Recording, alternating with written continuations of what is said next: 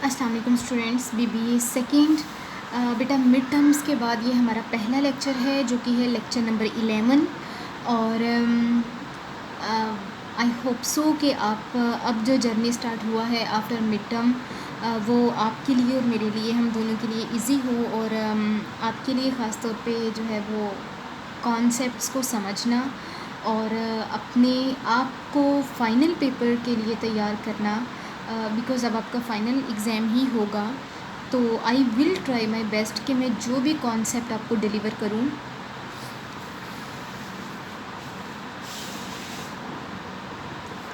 जो भी टॉपिक मैं आपको डिलीवर करूं वो आपकी समझ में आ जाए। अगर ना आया तो you can ask me the questions, ठीक है। आप मेरे से व्हाट्सएप पे पूछ सकते हैं। कोई भी किसी भी किस्म का इशू हुआ तो यू कैन आस्क मी। अच्छा बेटा, अब जब जो हमारा लेक्चर नंबर 11 है, प्रिंसिपल्स ऑफ मैनेजमेंट हमारा सब्जेक्ट है। BBA second is your class and the lecture number 11, ठीक है बेटा। इस लेक्चर नंबर 11 और लेक्चर नंबर 12 में, यानी कि ये 2 लेक्चर्स हैं हमारे, लेकिन इसमें हमने ये 3 जो हमारे ये टॉपिक्स हैं, ये 3 टॉपिक्स कवर करनी है। लेट्स सी कि आज के लेक्चर में कितना कवर हो जाता है। जितना हो जाएगा वेल एंड गुड, जितना नहीं होगा वो फिर लेक्चर नंबर 12 में आगे चला जाएगा। सो बेटा, basics of the strategic management, यानी कि लेक्चर नंबर 11 में आपने पढ़ना है स्ट्रेटजिक मैनेजमेंट का कॉन्सेप्ट पढ़ना है, उसकी बेसिक्स पढ़नी है। और देन मैं आपको एक छोटा सा केस करवाऊंगी, केस स्टडी होगी ये स्ट्रेटजिक मैनेजमेंट की, ठीक है। And then strategic management process, बेटा इसको मैं शॉर्ट लिख रही हूँ। सो स्ट्रेटजिक मैनेजमेंट प्रोसेस, ये 3 टॉपिक है। प्रोसेस लेंथी है, आई थिंक ये लेक्चर नंबर 12 पे ही जाएगा। और बाकी मेरी कोशिश होगी कि आज के लेक्चर में हम ये 2 टॉपिक्स जो हैं ये कवर कर लें। ओके, सो बेटा लेट्स स्टार्ट, हम स्टार्ट करते हैं। बी वेरी अटेंटिव, क्योंकि ये बहुत कॉन्सेप्चुअल आपके लेक्चर्स हैं, टॉपिक्स हैं। तो आई होप सो कि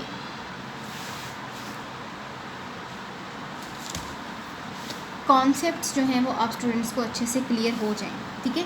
अच्छा बेटा, हम चलते हैं स्ट्रेटजिक मैनेजमेंट की कॉन्सेप्ट के ऊपर। मैंने मैनेजमेंट को शॉर्ट मेंशन किया है, बट इट्स द मैनेजमेंट, ठीक है। Strategic management, but strategic management को स्टडी करने से पहले आप स्टूडेंट्स को ये पता होना बहुत ज़रूरी है कि स्ट्रेटजिक मैनेजमेंट का कॉन्सेप्ट क्या है, ठीक है।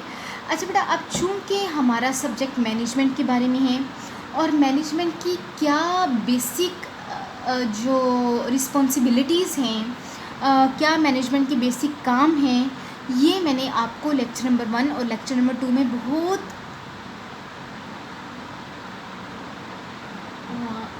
लेक्चर नंबर 1 और लेक्चर नंबर 2, या मेरे ख्याल से लेक्चर नंबर 3 भी इसी के रिलेटेड था, लेकिन एनी हाउ वो मैंने आपको बहुत डिटेल से करवाई हैं। स्टेप बाय स्टेप मैंने आपको प्लानिंग, थिंकिंग, प्रोसेसिंग, हायरिंग, ये सारी चीज़ें जो हैं ये मैंने आपको करवाई हैं, ठीक है।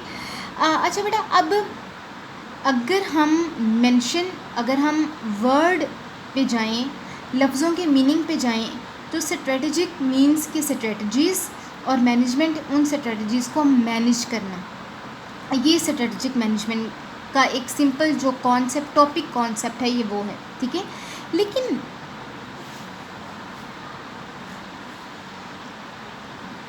लेकिन बेटा बेसिकली होता क्या है अब कि जैसे लेट सपोज़ कि सिर्फ स्ट्रेटजी को बना देना ही काफ़ी नहीं है।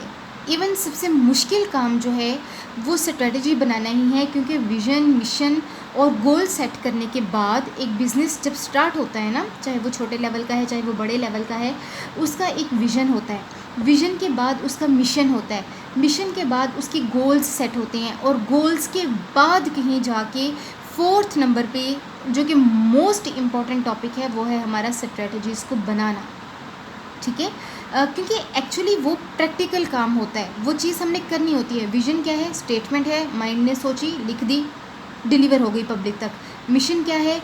एक सोच है, हमने सोची, लिखी और उसको डिलीवर कर दिया पब्लिक तक। गोल्स क्या है? उसको सेट किया कि यार ये मेरे बिज़नेस का गोल होगा।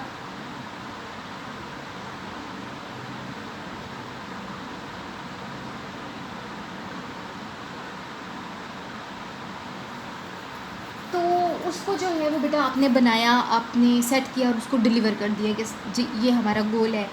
लेकिन बेसिकली बिज़नेस को चलाना तो स्ट्रेटजी नहीं है ना। तो स्ट्रेटजी जब तक बेहतर नहीं होगी, जब वो कंप्लीट एक एनालिटिकल वर्क नहीं होगा, एनालिटिकल का मतलब है कि कंप्लीट एनालिसिस करके स्ट्रेटजीज़ नहीं बनाई जाएंगी, तब तक जो है वो एक सक्सेसफुल टास्क नहीं हो सकता। सबसे पहली बात है कि आइडेंटिफाई करना, किस चीज़ को आइडेंटिफाई करना कि हमारे पास अपॉर्चुनिटीज़ कौन कौन सी हैं, हमारे पास रिसोर्सेज कौन कौन से हैं, उन अपॉर्चुनिटीज़ उन रिसोर्सेज को कंबाइन करके हम क्या ऐसी स्ट्रेटजी बनाएं कि हमारा बिज़नेस चले नहीं बल्कि दौड़े। ठीक है। आपने सबसे पहले उन अपॉर्चुनिटीज़ को, उन रिसोर्सेज को, उस स्ट्रेटजी को, एक बेहतर स्ट्रेटजी को आइडेंटिफाई करना है जो कि आपके बिज़नेस को लेके आगे चले। ठीक है। एंड देन जब आपने वंस उसको आइडेंटिफाई कर लिया,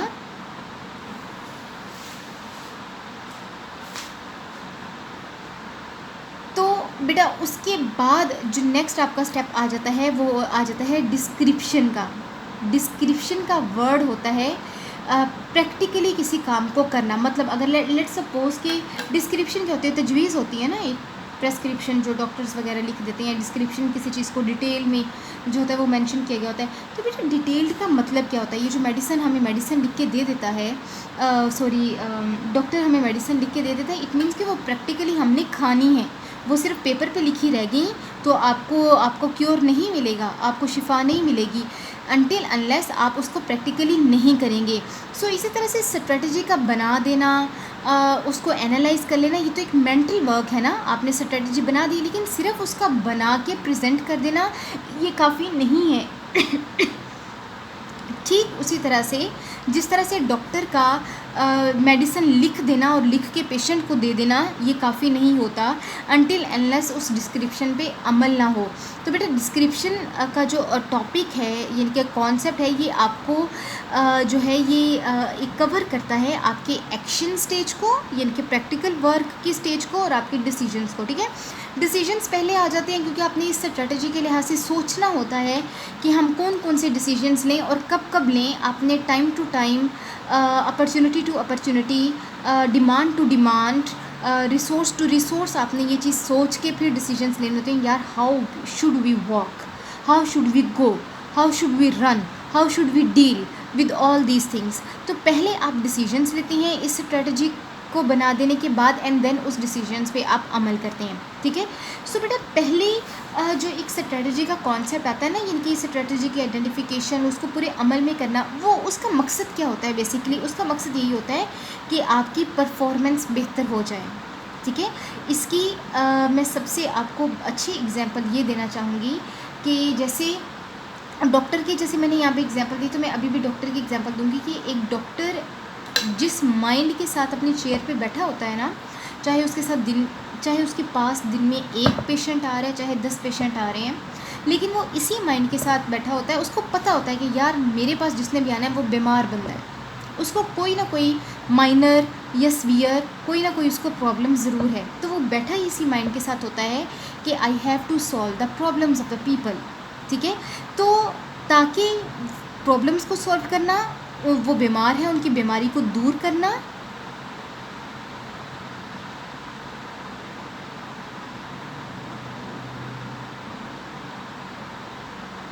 इन सब चीज़ों का मकसद क्या है कि आपने परफॉर्मेंस को बेहतर करना है, आपने अपने पेशेंट की परफॉर्मेंस को बेहतर करना है। लेकिन बिज़नेस के केस में, मैनेजमेंट के केस में, मैनेजमेंट डॉक्टर है और ऑर्गेनाइजेशन पेशेंट है। मैनेजमेंट ने जो भी काम करना है वो अल्टीमेटली ऑर्गेनाइजेशन के लिए होना है। ठीक उसी तरह से जिस तरह से डॉक्टर ने जो भी करना है वो उसके पेशेंट के लिए होना है। ठीक है। मैनेजमेंट जो भी डिसीजंस ले, जो भी स्ट्रेटजीज़ बनाए, अल्टीमेटली उसकी ऑर्गेनाइजेशन क्या होगी, वो बेहतर होगी। ठीक है। और कंपेटिटिव एडवांटेज को रिसीव करना, बेटा कंपेटिटिव का वर्ड कंपैरिजन से निकला है और एडवांटेज का वर्ड है फ़ायदा। यानी कि अगर लेट्स सपोज कि एक बिज़नेस आपका है और उस जैसे 5 और बिजनेसेस जो हैं वो आपके साथ आप ही की मार्केट में खड़े हैं जिस मार्केट में आप हैं। ठीक है। तो लेकिन आप ये कोशिश करते हैं कि यार मेरे पास कोई तो कंपेटिटिव एज होना चाहिए ना, मेरे पास कुछ तो समथिंग डिफरेंट होना चाहिए जो मेरे कस्टमर्स को जो है वो अट्रैक्ट करे, मेरी कस्टमर बेस को स्ट्रॉन्ग करे। आपने कोई तो मेरी ऐसी स्ट्रेटजी हो ना जो बाकी सबसे मुझे आगे लीड पे ले जाए। ठीक उसी तरह से जैसे सैमसंग भी मोबाइल है, नोकिया भी मोबाइल है, हवावे भी मोबाइल है, और इसके अलावा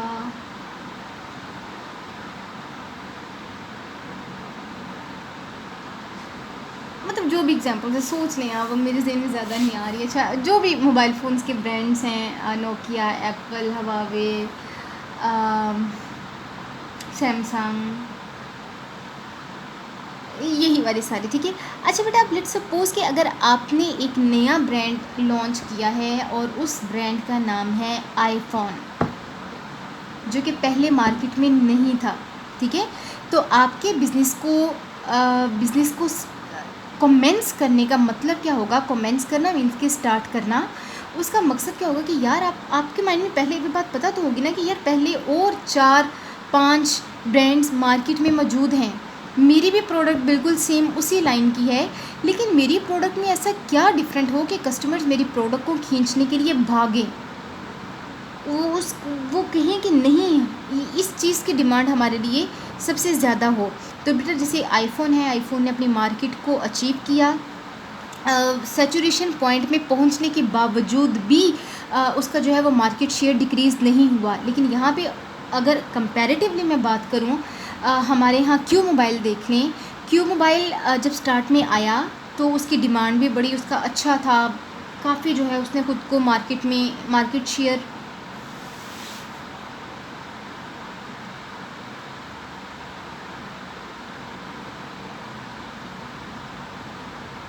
यानी कि जो मार्केट शेयर है उसका काफ़ी इंक्रीज़ किया, वो एक सैचुरेशन के पॉइंट पे पहुंच गया, एक लास्ट पीक पॉइंट पे पहुंच गया।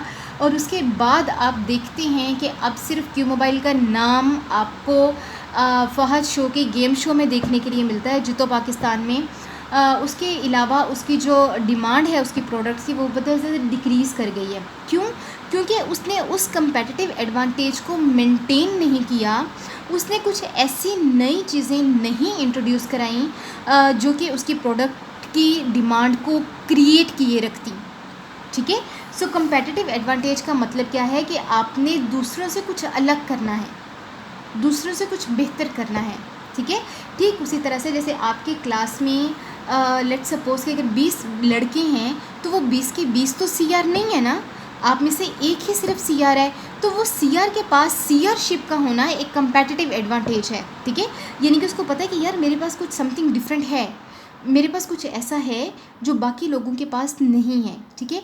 तो बेटा लाइट चली गई है, आई होप सो कि आपको कुछ ज़्यादा इशू नहीं होगा। सो एनी हाउ ये हमारे पास क्या आ जाता है, ये कंपेटिटिव एडवांटेज का कॉन्सेप्ट है। सो बेटा अब स्ट्रेटजीज़ का बनाना, स्ट्रेटजिक मैनेजमेंट बेसिकली है क्या कि आपने स्ट्रेटजीज़ को आइडेंटिफाई करना है और देन उसको इन एक्शन में उसको लेके इम्प्लीमेंट करना है, उसको परफॉर्म करना है। अच्छा बेटा आप स्ट्रेटजीज़ बनाने के लिए जो बेसिक चीज़ होती है, जो ज़रूरी चीज़ होती है वो ये होती है कि जब जो स्ट्रेटजीज़ बनाने वाले लोग होते हैं, जो स्ट्रेटजी मेकर होते हैं, वो नॉलेजेबल होने चाहिए। ऐसा नहीं है कि उनके पास सिर्फ अपने ही बिज़नेस का नॉलेज है और उन्होंने स्ट्रैटेजी बना दी, नहीं, ये पॉसिबल नहीं होगा अनटिल अनलेस उनको मार्केट में बैठे बाकी सारे बिजनेसेस का नॉलेज नहीं होगा। उनको जो है वो नहीं पता होगा कि यार मार्केट कैसी चल रही है, हमारे कंपेटिटर्स कैसे चल रही हैं, कंपेटिटर्स की स्ट्रेटजीज़ क्या हैं, हमें अपनी स्ट्रेटजीज़ कैसी बनानी चाहिए। जब तक कि कंप्लीट नॉलेज नहीं होगा तब तक एक सक्सेसफुल स्ट्रेटजी नहीं बन सकती। और दूसरा बेटा एनालिटिकल करना, वो बिल्कुल एनालिसिस करना, जैसे मैंने आपको पहले मेंशन किया कि हर तरफ से जो है वो आपने हर एस्पेक्ट को एनालिसिस करके फिर आपने जो है वो फाइनल अपनी स्ट्रेटजी बनानी है, ठीक है। सो बेटा ये आपका कॉन्सेप्ट है स्ट्रेटेजिक मैनेजमेंट का। मज़ीद इसके बारे में जो इम्पोर्टेंट जो पॉइंट्स हैं स्ट्रेटेजिक मैनेजमेंट के बारे में वो क्या है बेटा कि स्ट्रेटेजिक मैनेजमेंट क्या है, ये बेसिकली एक प्रोसेस है। प्रोसेस किस चीज़ का है कि आपने अपनी ऑर्गेनाइजेशन को ऑर्गेनाइज़ करना है स्ट्रेटजिकली, यानी कि आपने अपनी ऑर्गेनाइजेशन को, अपने बिजनेस को लेके चलना है स्ट्रेटजीज बनाते बनाते हुए, ठीक है।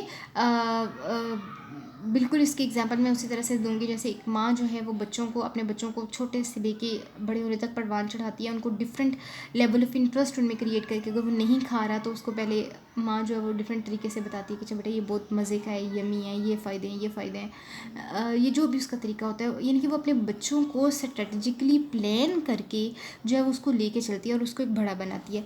तो सेम वही काम आप अपनी ऑर्गेनाइजेशन के साथ करेंगे कि आपको टाइम टू टाइम जो स्ट्रेटजी बेहतर लगेगी, अपने रिसोर्स वाइज जो चीज़ बेहतर लगेगी, आप उस चीज़ को इम्प्लीमेंट करेंगे। अच्छा बेटा, आगे हमारे पास आ जाता है, ये क्या है कि ये सेट ऑफ डिसीजंस और एक्शंस हैं। स्ट्रेटजीज बेसिकली होती क्या हैं, ये स्ट्रेटजीज़ हैं, और स्ट्रेटजीज़ बेसिकली होती क्या हैं कि ये आपके पास सेट ऑफ डिसीजंस हैं और सेट ऑफ एक्शंस हैं। आपने डिसीजन लिए, उसको एक्शन इन एक्शन में लेके आए, और देन जो है वो उसका अच्छा रिज़ल्ट या बुरा रिज़ल्ट वो आपके सामने है। ठीक है, इट मीन्स कि डिसीजन मीन्स कि आपने फॉर्म्यूलेट करना है, आपने स्ट्रेटजीज़ को बनाना है, और एक्शन मीन्स कि आपने उसको इम्प्लीमेंट करना है। ठीक है, सो बेटा जैसे मैंने पहले आपको एग्जांपल दी कि स्ट्रेटजी का, जिसमें मैंने पीछे मेंशन किया कि स्ट्रेटजी का मतलब क्या है, ऑल अबाउट कि आपने अपनी परफॉर्मेंस को बेहतर बनाना है। जितनी अच्छी परफॉर्मेंस होगी उतनी आपकी ऑर्गेनाइजेशन ज़्यादा सक्सेसफुल होगी। ठीक है, सो बेटा ये एक स्ट्रेटजिक मैनेजमेंट का कॉन्सेप्ट है। मैं कोई प्रॉपर आपको मैंने कोई राइटिंग फॉर्म में, कोई नोट्स फॉर्म में मैं आपको नहीं लेक्चर डिलीवर करी। मैंने कुछ की पॉइंट्स, कुछ की वर्ड्स जो हैं उनको पकड़ के मैंने आपको आपका कॉन्सेप्ट जो है वो डिलीवर किया है। ठीक है, अच्छा बेटा ये हमारा था स्ट्रेटजिक मैनेजमेंट का कॉन्सेप्ट। आगे अगला जो हमारा टॉपिक है वो बहुत ज़्यादा आप कह लें कि समझने वाला भी है, बहुत ज़्यादा इंटरेस्टिंग भी है, और कॉन्सेप्चुअल भी है। ठीक है, सो बेटा आगे होती है ये बेसिकली आती है केस स्टडी। केस स्टडी का मतलब होता है कि जैसे मैं आपको केस, जब हम किसी केस का वर्ड सुनते हैं तो हमें सबसे पहले जो है वो हमें पुलिस केस, यही हमारे जहन में आता है कि जैसे पुलिस केस होते हैं कि जो चोरी का केस हो गया, डकैती का केस हो गया, कत्ल का केस हो गया, डिवोर्स केस हो गया, ये किसी भी तरह के और भी प्रॉपर्टी केसेस हो गए। तो ये सारे जो केसेस हैं ये वो केसेस हैं जिनको लीगली जो है वो डील किया जाता है। ठीक है, तो इसी तरह से ऑर्गेनाइजेशंस के भी केस होते हैं। केस का मतलब क्या है कि जैसे स्कैंडल्स होते हैं ना पर्सनैलिटीज़ के, लेट्स सपोज कि अभी रिसेंटली कौन सा स्कैंडल आया और किस पर्सनैलिटी का आया है, इकरारुल हसन पे शायद मैं वो सुन रही थी, जो सरेआम का जो है इकरारुल हसन, आई थिंक उस पर कुछ पुलिस का और शायद कुछ रॉबर जो जिनका उसने जो है वो प्रोग्राम उस पर मतलब छापा मारा था, वो उन केसेस में। सो बेटा ये एक केस है। ठीक है, अगर आप सरेआम की पूरी लिस्ट को उठाएंगे, सरेआम लेट्स सपोज कि सरेआम एक ऑर्गेनाइजेशन है, इसने time to time different projects को परफॉर्म किया। अब जब भी इसके प्रोजेक्ट टू प्रोजेक्ट आप लिस्ट उठाएंगे, आपको एक different project, different case study करने को मिलेगा। ठीक है, कि किस केस में क्या था, हमने क्या किया, क्या रिजल्ट्स आए, क्या चीज़ें हुई। ठीक इसी तरह से, तो इसी तरह से ऑर्गेनाइजेशंस भी तो होती हैं बेटा, उनकी भी एक हिस्ट्री होती है। ठीक है, बहुत सारी ऑर्गेनाइजेशंस की हिस्ट्री अच्छी होती है, बहुत सारी ऑर्गेनाइजेशन की हिस्ट्री तब बुरी हो जाती है जब उन पे कोई बुरा टाइम आता है, और वो उस टाइम को डील कैसे करते हैं ये उनकी केस स्टडी बन जाती है। ठीक है, अब आप स्टूडेंट्स को तो चूँकि आप लोग उस चीज़ से फेमिलियर नहीं हो कि कैसे इसको रीड कैसे किया जाता है, उसको स्टडी कैसे किया जाता है, और फिर उसको आंसर कैसे दिया जाता है। लेकिन बेटा केस स्टडी क्या है कि कोई भी एक इवेंट होता है किसी भी एक ऑर्गेनाइजेशन के बारे में, इवेंट कह लें कि वो सक्सेस का इवेंट भी हो सकता है, वो फेलियर का इवेंट भी हो सकता है। तो और फिर वो एक, जैसे आपको 9th-10th में होता है ना कि आपको एक पैराग्राफ दे दिया जाता है, और उस पैराग्राफ के नीचे से के बीच में से कुछ 4-5 क्वेश्चन पूछे जाते हैं, यानी कि आपने उस पैराग्राफ को देख के जो है वो उसको आंसर करना होता है।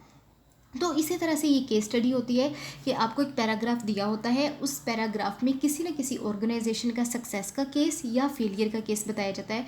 लेट्स सपोज कि अगर मैं आपको केस स्टडी अभी मैं क्यू मोबाइल की ही आपको दे देती हूँ, और उसमें मैं मेंशन करती हूँ कि क्यू मोबाइल जब इंट्रोड्यूस हुआ तो उसकी मार्केट शेयर बहुत अच्छा था, उसकी कस्टमर डिमांड बहुत अच्छी थी, लेकिन फिर आहिस्ता आहिस्ता उसकी कस्टमर डिमांड डिक्रीज़ की, उसका मार्केट शेयर डिक्रीज़ किया, और अब जो है वो बिल्कुल डॉग्स की कंडीशन पर आके बैठ गया है। ठीक है, जो आपने BCG मैट्रिक्स में आपने स्टार, काउस, डॉग्स और ये सारी चीज़ें पढ़ी थी।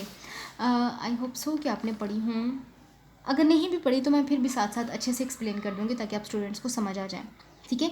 तो अच्छा बेटा, ये अब इसमें जो मैं आपको केस स्टडी जो है वो मैं आपको स्टडी करने जा रहे हैं, हम जो केस स्टडी करने जा रहे हैं बेसिकली वो एक बीसीजी मैट्रिक्स है, यानी कि बोस्टन्स का ये मैट्रिक्स है, जिसमें कि हम मार्केट शेयर के लिहाज से और मार्केट ग्रोथ के लिहाज से जो है वो हम प्रोडक्ट लाइन को देखते हैं, ठीक है। सो बेटा मैं आपके साथ जो केस स्टडी डिस्कस करूँगी वो है हमारी बेसिकली एप्पल की, ठीक है। एप्पल का आईफोन हो गया, आईपैड हो गया, लैपटॉप्स हो गए, और इसके अलावा इसकी जो चौथी है प्रोडक्ट आईपॉड्स की हो गई, ठीक है। अच्छा बेटा, ये मैंने एक केस स्टडी यहाँ पे मेंशन की है, शायद आपको देख के तो ये बहुत कॉम्प्लिकेटेड सी लग रही होगी कि ये क्या मैम ने किया, लेकिन जैसे जैसे मैं आपको समझाऊंगी ये आपको समझ आता चला जाएगा। अच्छा बेटा, सबसे पहले ये हमारे पास बीसीजी मैट्रिक्स है, ठीक है। ये क्या है? ये एक मैट्रिक्स है। इस मैट्रिक्स के 4 पोजीशंस कह लें आप या 4 खाने कह लें आप, ठीक है। जैसे दिल के कहते हैं ना, दिल के 4 खाने होते हैं, 3 खाने होते हैं, सब नहीं 4 ही होते हैं। तो इसी तरह से इसके भी जो हैं वो 4 खाने हैं। एक स्टार है, स्टार जो कि बहुत अच्छी पोजीशन में है। एक हमारे पास काउज हैं जो कि स्टार से थोड़ी नीचे की पोजीशन में है। फिर हमारे पास क्वेश्चन मार्क आ जाता है जो कि काउज से नीचे की पोजीशन में है। और फिर हमारे पास जो है वो डॉग्स आ जाते हैं जो कि बिल्कुल ही नीचे की पोजीशन में है। अच्छा बेटा, बेसिकली जब हम ऊपर की तरफ जाते हैं ना, आई मीन जैसे मैंने स्टार्स के बाद काउज को डिस्कस किया, मैंने स्टार्स के बाद क्वेश्चन मार्क को डिस्कस नहीं किया। मैंने कहा स्टार्स और काउज, इट मीन्स कि ये जो ऊपर की तरफ हम चीज़ डिस्कस कर रहे हैं वो मार्केट ग्रोथ है, ठीक है। बेटा, एक कॉन्सेप्ट होता है मार्केट ग्रोथ का और दूसरा कॉन्सेप्ट होता है मार्केट शेयर का, ठीक है। मार्केट ग्रोथ ये है कि लेट सपोज़ अगर आप में से 4-5 स्टूडेंट्स जो हैं उन सब के पास जो है वो 2-2 लाख रुपए हैं और 5 लोग हो गए तो 5 के मिलके 10 लाख रुपए हो गए, ठीक है। अब आप 5 चलिए 5 की एग्जांपल छोड़ें, किसी एक की ले लेते हैं, ठीक है।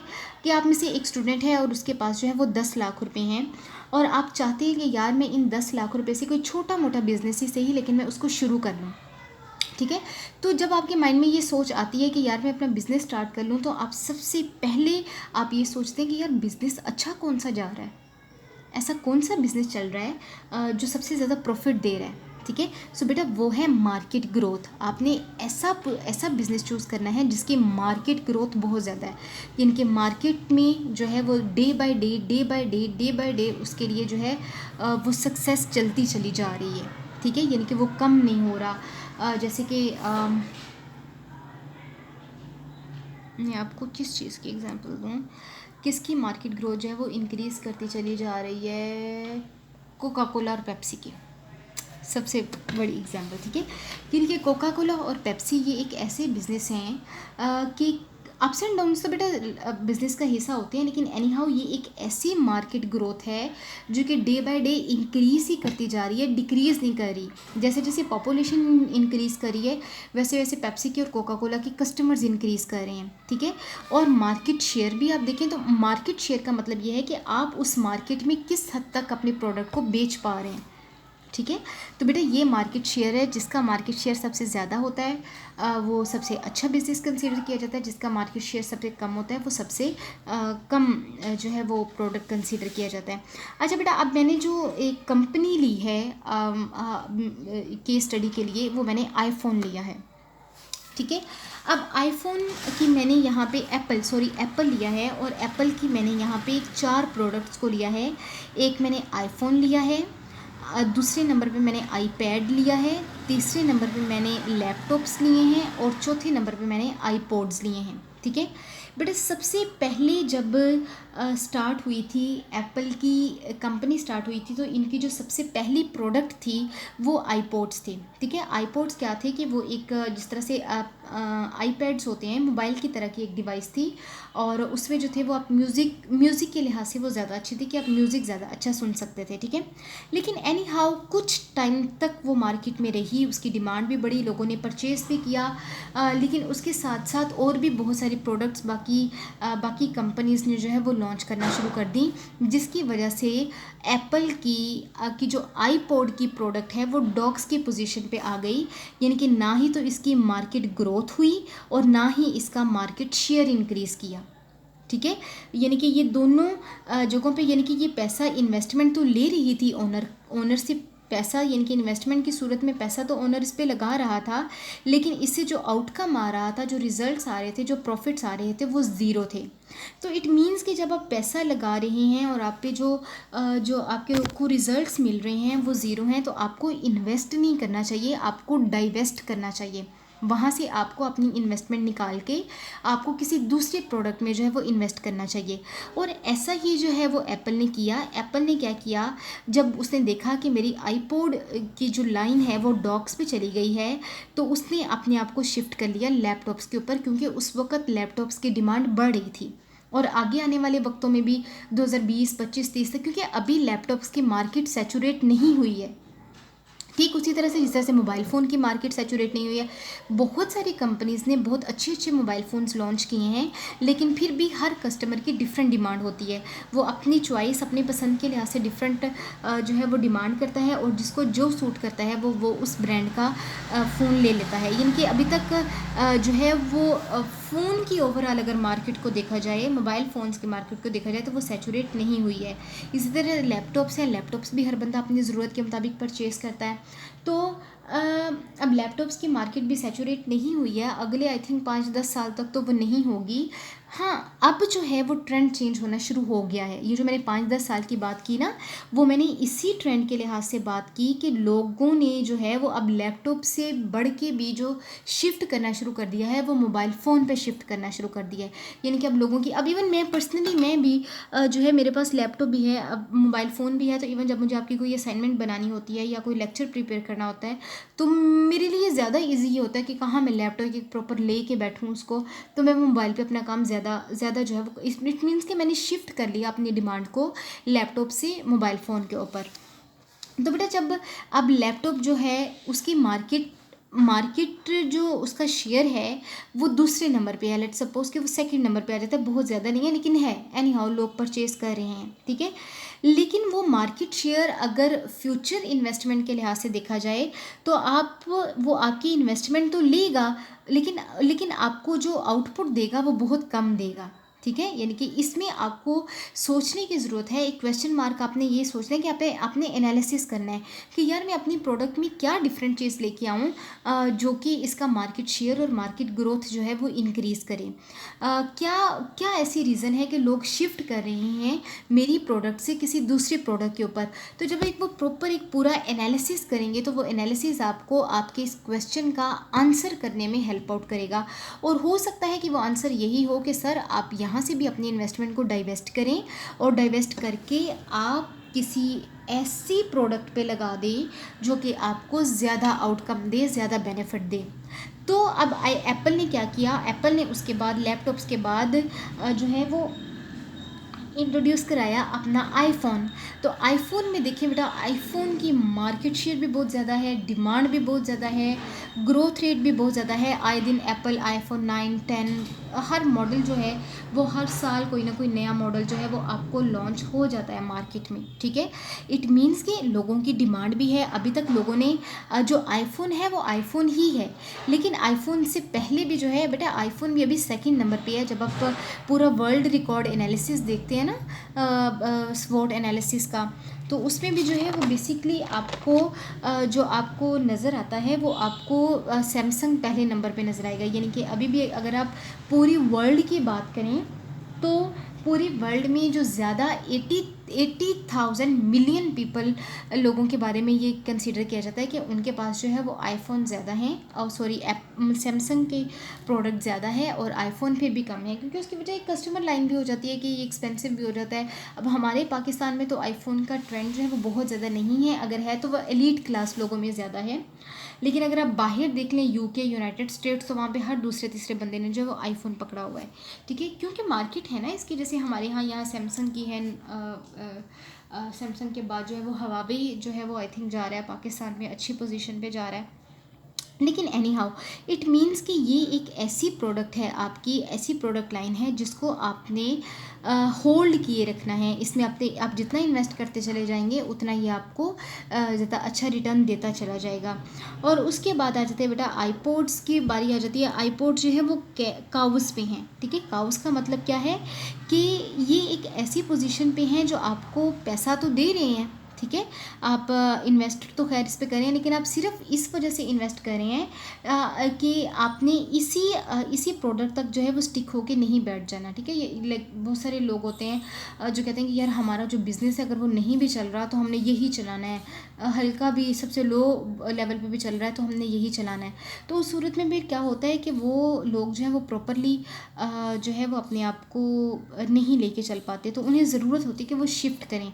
इसी तरह से काउस की पोजीशन पे जो प्रोडक्ट्स होती हैं वो पैसा तो आपको दे रही होती हैं, लेकिन उनका कोई फ्यूचर ग्रोथ नहीं होती, मार्केट ग्रोथ वो उनकी बिल्कुल लो होती है, ठीक है। तो मार्केट ग्रोथ लो होने का मतलब ये कि फ्यूचर में, आने वाले फ्यूचर में इसकी डिमांड नहीं होगी। तो एनी हाउ यहाँ भी आपको पोजीशन पे आ जाता है, यहाँ पे आपको आप इस पोजीशन में आ जाते हैं कि आपको जो है वो मनी तो आपको मिल रही होती है, लेकिन उस मनी को कहीं और इन्वेस्ट करना चाहिए, आपको किसी और प्रोडक्ट में इन्वेस्ट करना चाहिए। तो बेटा ये एक पूरी केस स्टडी होती है जिसमें बेसिकली आप जो है वो बीसीजी मैट्रिक्स को स्टडी करते हैं और आप देखते हैं कि यार कमियां कहाँ पे जा रही हैं, मुझे गेन कहाँ पे हो रहा है, मुझे लॉस कहाँ पे हो रहा है, कब मुझे शिफ्ट करना चाहिए। और इस लिहाज से जो एप्पल की ने ये जो स्ट्रेटजीज़ बनाई हैं वो सारी आपकी जो है केस ऑफ स्ट्रेटेजिक मैनेजमेंट है। ये बेसिकली एप्पल का केस ऑफ स्ट्रेटजी मैनेजमेंट था कि कब कब उसने स्ट्रेटजी बनाई कि वो डॉग से शिफ्ट करेगा लैपटॉप्स पे, क्वेश्चन मार्क से शिफ्ट करेगा आईफोन पे, एंड देन काउस को वो कितनी देर तक लेकर चलता है जो उसको फ़ायदा देती हैं, ठीक है। तो बेटा ये आपका कॉन्सेप्ट था, आपका केस स्टडी थी आपकी एप्पल पे। अब इंशाल्लाह लेक्चर नंबर 12 में जो है वो मैं आपका प्रोसेस डिस्कस करूँगी, प्रोसेस ऑफ स्ट्रेटेजिक मैनेजमेंट।